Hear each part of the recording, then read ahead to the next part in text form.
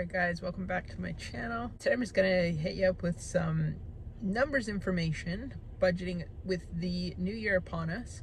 A lot of people are setting a goal to save more money. I think it's the second most popular New Year's resolution, right under losing weight or getting healthier.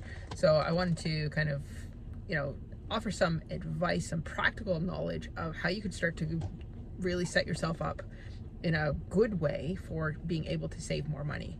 And the way that I wanted to kind of just lay this out in the most basic way is, before you get into saving money, you first need to have a really good understanding of what your income sources are. How much money are you starting with? It's impossible to know how much money you can save if you don't know how much money you're starting with.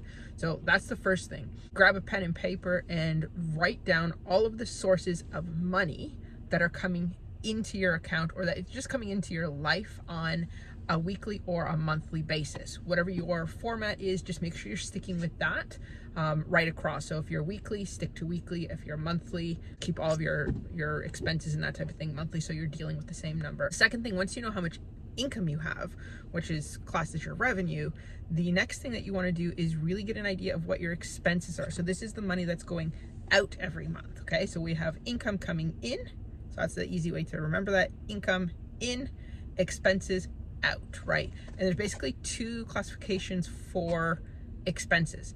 There are your fixed expenses, and then there are variable expenses. So this can get a little bit confusing. To try to simplify this, fixed is essentially any amount that is not going up and down on a regular basis. Okay, so these are things like your rent, your mortgage, your car payments.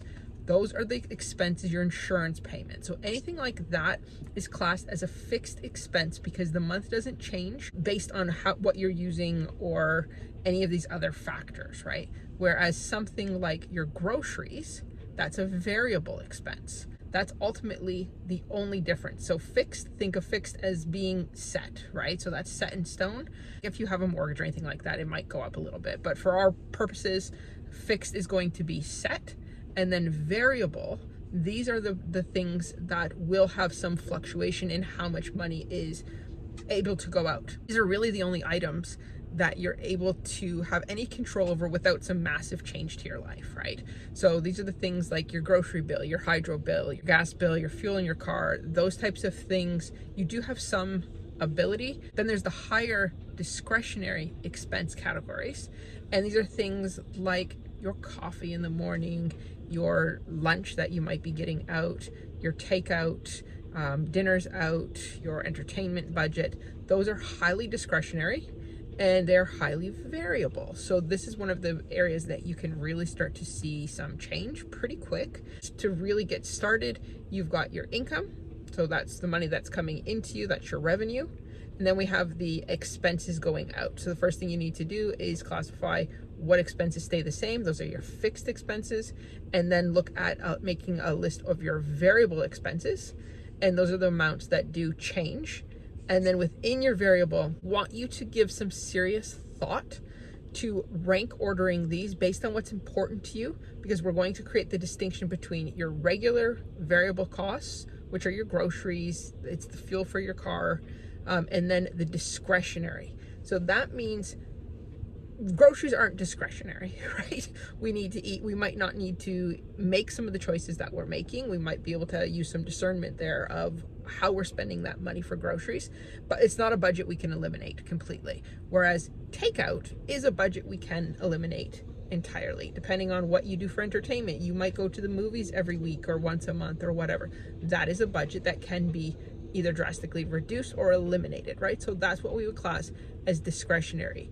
It's not a need that you have for your family, it's classed as a want. So those are the things that, as you're going through your variable expenses, you want to put a star beside the things that are discretionary. You might want to rank order them. And you also want to give some consideration to what it provides you. Okay, so if you're spending money on something, I'm a believer that we spend money based on usually where our values lie. If it's something that matters to you a lot, then put a note as to what value it's providing you. Because I'm all about savings without sacrifice. I'm about making informed decisions of how you're spending your money and what you're spending your money on.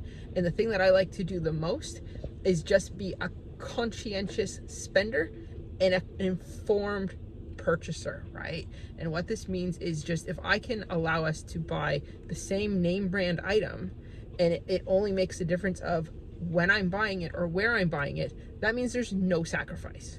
Right? We're getting exactly what we want. Sure, I got to put a couple of minutes aside. I might need to be more intentional and thoughtful with my purchases, but we still have the same brand of whatever it is that the family wants in the cupboard, right? So that is without sacrifice. That's savings without sacrifice, and that is what I am all about. So it's saving for the future, changing whether you're wanting to change your spending habits because you want to pay down debt or you want to do something else in the future, you want to take more vacations, whatever it is. I've said before, I am not into extreme frugality. I am all about people being able to make choices and decisions that matter for them. And hey, if your coffee in the morning really matters to you and you're aware that when you look at what the daily expense is, times the weekly amount, times the monthly amount to get to the annual amount, and if you at the end of the day can say, yes, I'm in a position where I want to knowingly spend $5,000 on having my morning coffee this way, because that's part of the routine and I don't want to give that up, that's fine.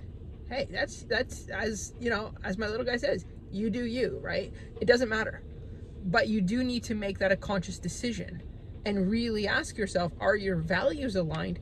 If perhaps you're making that decision, but you don't have an emergency fund, right? So there are all these things that we need to be able to weigh back, and you might not be cutting it out completely, but can you brew it from home? Can you do something where you do it 3 times a week to reduce it? So it's all of these different options that we have to really be able to look at how money's being spent and how we can make changes that are sustainable, right? And it's not about depriving yourself. It's not about sacrifice. Sure, some changes might need to be made that take a little while to get used to, but it's all about sustainability and savings. So, all right, guys, I hope that information helped a little bit. If you have any questions, drop them in the comments below. I really want to be able to kind of get an idea of what's resonating with you guys, what makes sense. If you have any questions about something I've said that doesn't make sense, put it in the comments. I will get to it. I'll either reply in the comments or I'll make a follow-up video if there's a lot of the same questions.